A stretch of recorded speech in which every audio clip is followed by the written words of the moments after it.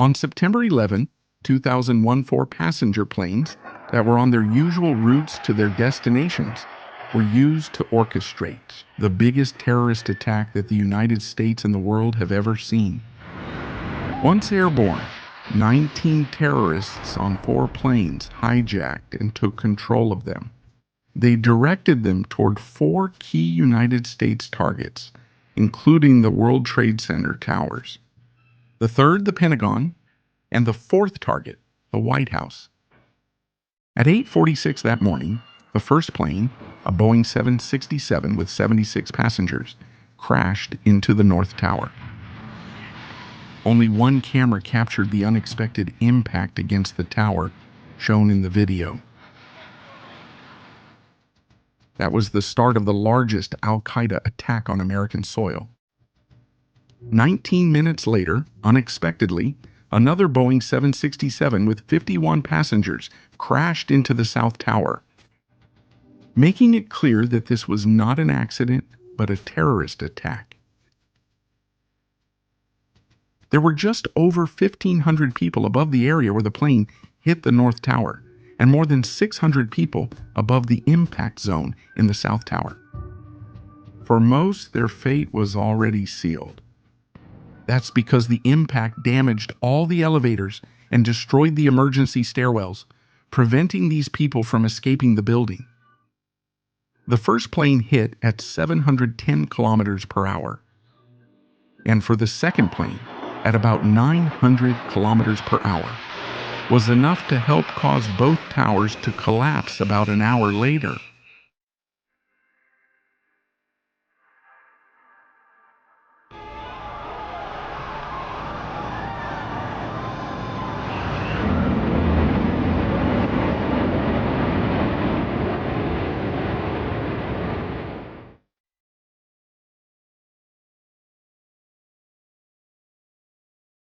The South Tower was hit last but fell first, while the North Tower was hit first but fell last. In addition to them, the Pentagon, which is the military brain of the United States, was also hit by a third plane at 853 kilometers per hour, heavily damaging part of the building and killing 125 people inside. Besides the 64 people on the plane, and a fourth hijacked plane crashed in an open area at 926 kilometers per hour after a violent onboard struggle between terrorists and passengers. Besides the towers, a third building, rarely mentioned, World Trade Center 7, also collapsed. About 7 hours after the fall of the two towers, without being hit by any airplane. Until September 11, no building in history had ever collapsed due to fires as the primary cause. Until then, only 3 buildings had collapsed: the Twin Towers and World Trade Center 7. With all these unusual events, various theories, including conspiracies, emerged to explain the collapse. So let's take a look at 3 very plausible theories that best explain why the towers collapsed. So let's move on to the first theory, the theory from the official accident report conducted by National Institute of Standards and Technology.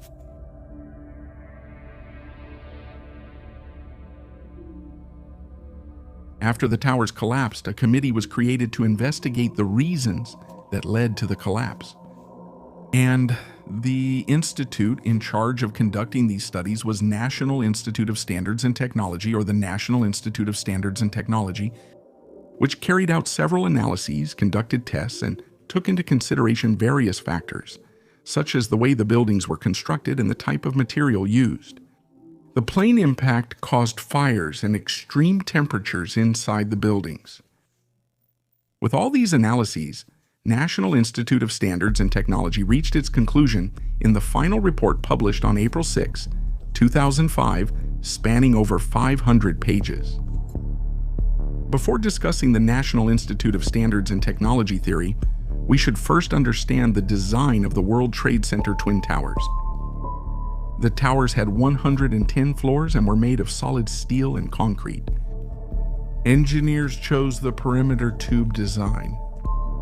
In this design, there is a core in the center made up of dozens of steel columns that go from the base to the top of the building.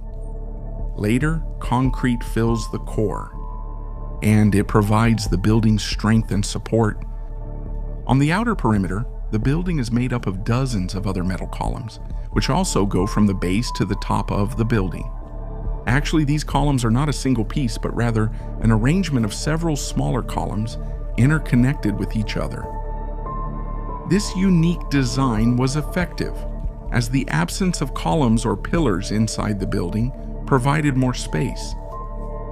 This was why the engineers chose this design.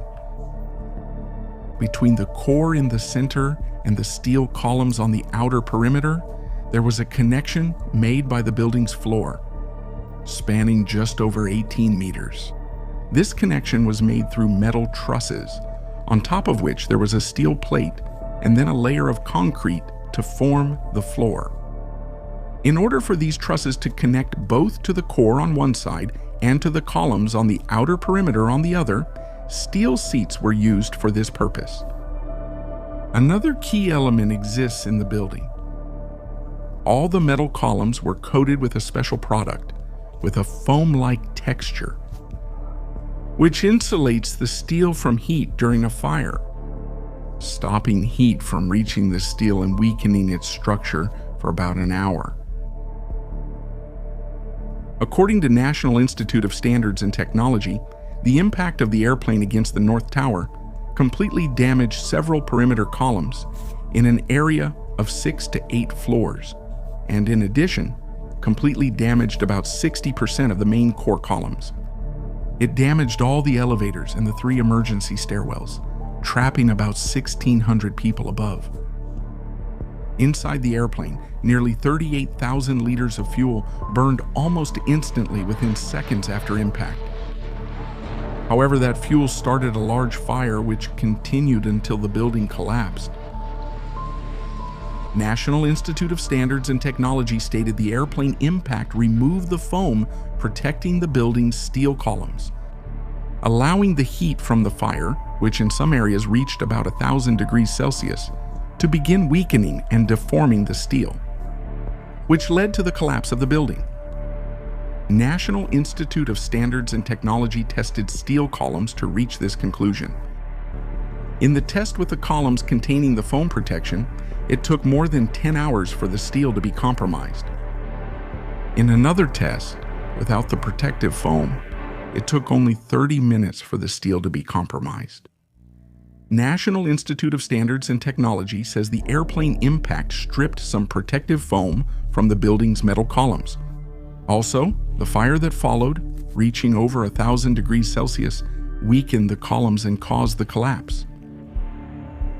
So, the National Institute of Standards and Technology theory doesn't exactly explain why the towers fell in a domino effect. It only explains the reason that led to the initial collapse. Moreover, the theory also ignores the airplane's weight after the collision in both the final report and the tests. It also doesn't explain the many explosions reported by people and firefighters in the building minutes before the collapse.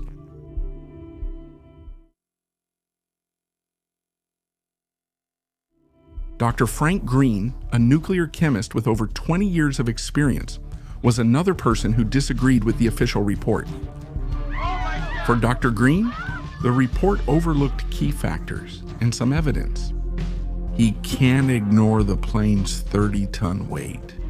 Also, it was necessary to explain the explosions heard and why the building collapsed that way. And for that, Dr. Greene decided to calculate whether it was possible for the building to collapse in that domino effect due to its own weight without any explosives inside the building.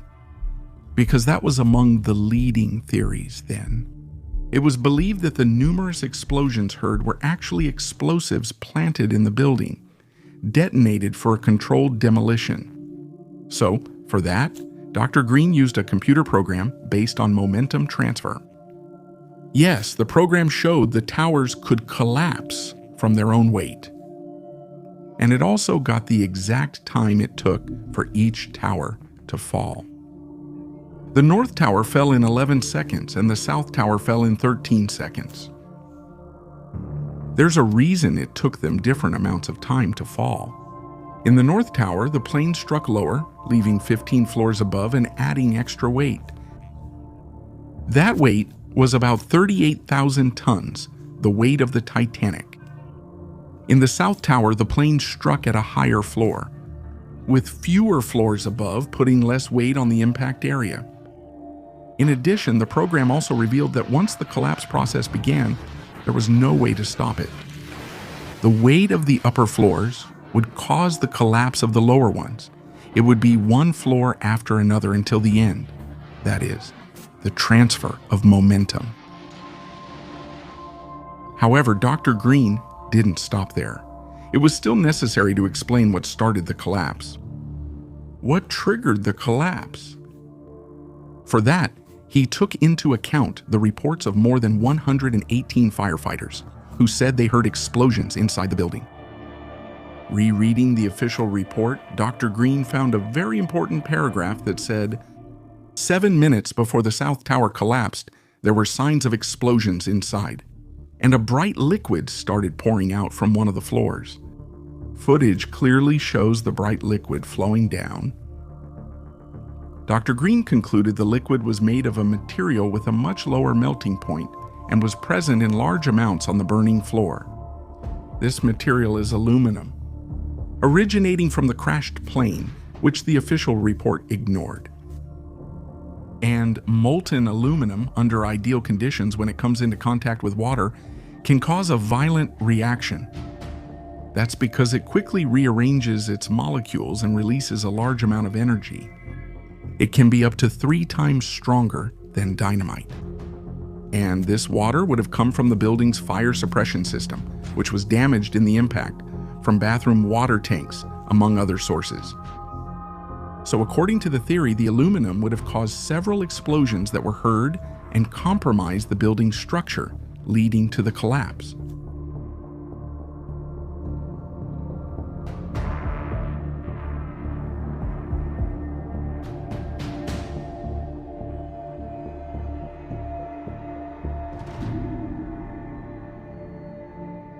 This is for sure the theory that best explains the chain of events that led to the collapse of the 2 towers. To understand this, we need to go back to the design of the tower's floors. As noted earlier, the floors consisted of trusses anchored to the core on one side and perimeter steel columns on the other. These steel trusses were covered with foam that provided thermal insulation against fires. After the plane crash and the hour-long fire that exceeded 1,000 degrees, these trusses did not melt, but they started to be affected, softening and bending due to the temperature. The perimeter columns of the building, also affected by the heat, began to have their structural integrity compromised, softening as well. As the trusses gave way more and more, they pulled and deformed the perimeter columns inward, bending them, since they were interconnected. This inward bending is a phenomenon known as buckling, and it occurs in slender structures, such as building and bridge columns under axial compression. When a vertical load is applied, bending the material. It's the same thing that happens when you take a plastic ruler and apply a load on top. It simply bends. And there's a video that clearly shows this buckling phenomenon happening in the North Tower seconds before collapse.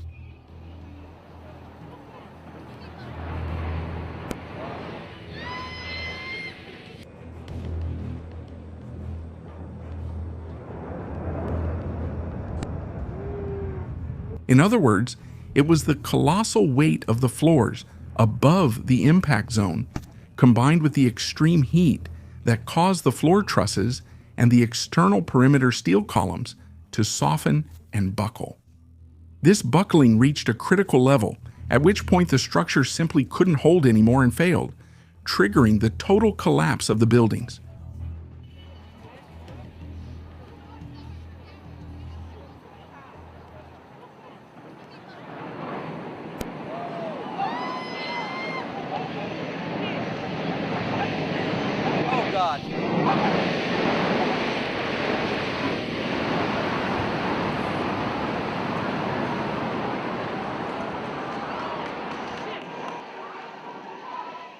Remember, the buckling occurred between the 4th and 6th floors.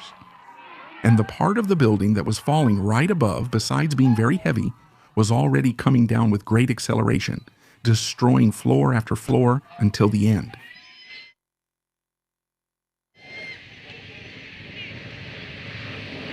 Oh my God.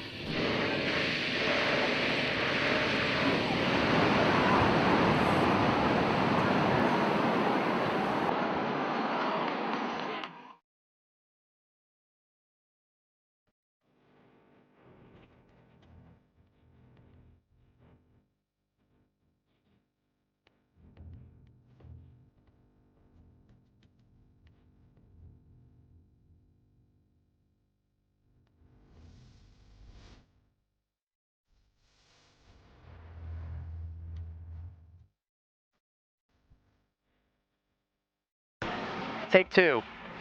And 2, 1. We're as close as possible to the World Trade Center base. You see the firefighters, police officers, FBI agents, and both towers here. A huge explosion just happened. Debris is falling on us. We should move out of the way.